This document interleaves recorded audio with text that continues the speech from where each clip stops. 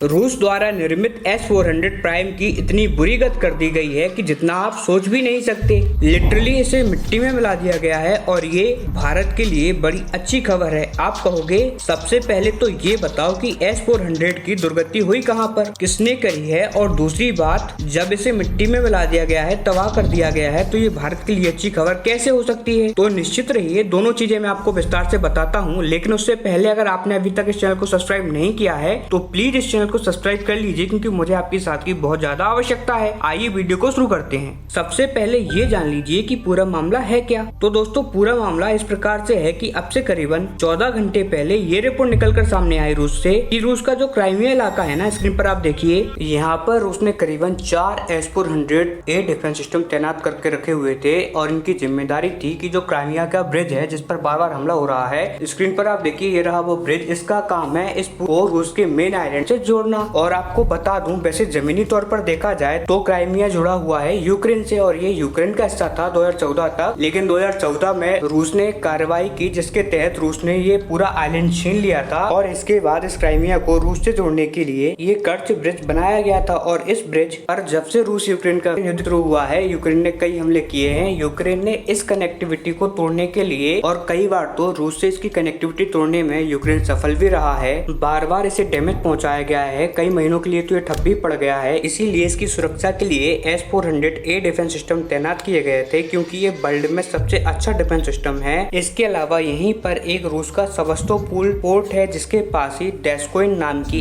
एक एयरफील्ड भी है, यानी कि एक सैन्य बेस है। यहाँ पर भी इनमें से 2 बेहतरीन स्क्वाड्रन तैनात की गई थी S-400 की। तो हुआ कुछ ऐसा है कि अब से कुछ ही घंटे पहले यूक्रेन ने एक बड़ी स्ट्राइक करी इस पूरे क्राइमिया के अलग अलग ठिकानों पर, जहाँ पर ये S-400 तैनात किए गए थे। और आप जानकर हैरान होंगे कि ये चारों ही S-400 एयर डिफेंस सिस्टम तबाह कर दिए गए हैं। जो लेटेस्ट खबर है उसके अनुसार कम से कम 4 S-400 एयर डिफेंस सिस्टम तबाह कर दिए गए हैं। कुछ S-400 ऐसे भी बताए जा रहे हैं जो कि डैमेज हो चुके हैं, लेकिन 4 तो ऐसे हैं जो कि एकदम मटियामेट हो चुके हैं। इसके अलावा 3 ऐसे रडार डिटेक्शन सिस्टम थे जिन्हें तबाह कर दिया गया है। इसके अलावा air defence command and control जो सेंटर था, यानी कि जहां पर इस पूरे इलाके पर एयर स्पेस को कंट्रोल किया जाता था, उस कमांड सेंटर को डिस्ट्रॉय कर दिया गया है। इसके अलावा फंडामेंटल एम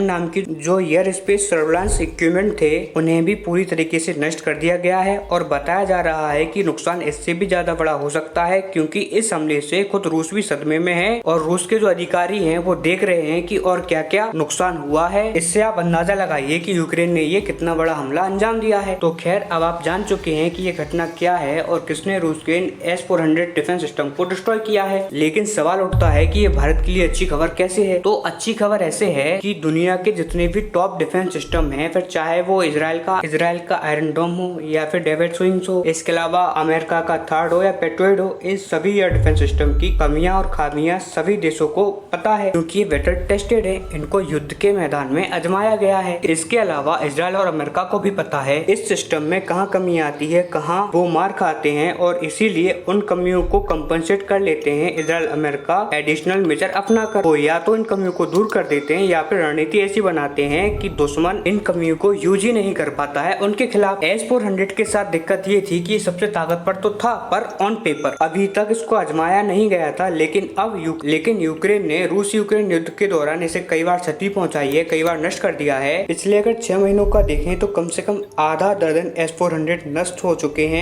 चुके हैं। ऐसे में इसे युद्ध के मैदान में आजमाया जा रहा है और युद्ध के मैदान में इसकी कमियां और खामियां निकलकर सामने आ रही हैं। और जैसा कि जितने भी भारत के आर्मी चीफ हैं वो रूस यूक्रेन से बहुत ज्यादा सीख रहे हैं, इसीलिए जब S-400 नष्ट होता है तो भारत भी इस बात को एनालाइज करता है कि किन कारणों से S-400 को नष्ट किया जा रहा है, कौन सी वो कमियां हैं जिनकी वजह से S-400 नष्ट हो रहे हैं। ये भारत के लिए बहुत बड़ी लर्निंग है और जैसे जैसे भारत सीख रहा है, भविष्य में हम S-400 की उन कमियों को या तो दूर करेंगे या फिर उनको कंपेंसेट करेंगे एडिशनल मेजरमेंट अपना कर, या फिर इनके साथ कुछ और छोटे एयर डिफेंस सिस्टम तैनात कर देंगे। इसीलिए आप सभी लोगों को खुशी होनी चाहिए इस बात से कि S-400 रूस में नष्ट हो रहे हैं, क्योंकि मान लीजिए रूस यूक्रेन युद्ध नहीं हुआ होता तो S-400 कभी आजमाया ना गया होता असल युद्ध के अंदर। और कल को अगर पाकिस्तान और चीन के साथ हमारा युद्ध हो जाता और हम युद्ध के मैदान में फंस जाते, क्योंकि इन कमियों का फायदा उठाकर ये हमारे S-400 को नष्ट करने का पूरा ट्राई करते। लेकिन ये एक तरीके का बर्दाश्त वरदान है, यानी कि हमारे यहाँ तो कहा भी जाता है कि खुद ठोकर खाकर सीखो। तो ये तो अच्छी बात हो सकती है, लेकिन दूसरों की ठोकर खाकर उससे सीखना ये सबसे ज्यादा चालाकी की बात है, और इससे अच्छी बात तो कुछ हो ही नहीं सकती। और भारत यही कर रहा है, रूस जहाँ जहाँ ठोकर खा रहा है उससे हम सीख रहे हैं, क्योंकि हमारी सेना में 60 to 65 जो वेपन है वो रशियन मेड है। इसीलिए असल युद्ध तो रूस यूक्रेन में लड़ा जा रहा है, लेकिन वहीं एक युद्ध भारतीय सैनिकों के, भारतीय कमांडरों के दिमाग में भी लड़ा जा रहा है। इसे ध्यान में रखते हुए, खैर आपका इस पर क्या मानना है हमें कमेंट कर बताएं। तब तक के लिए नमस्कार, मिलते हैं अगली वीडियो में।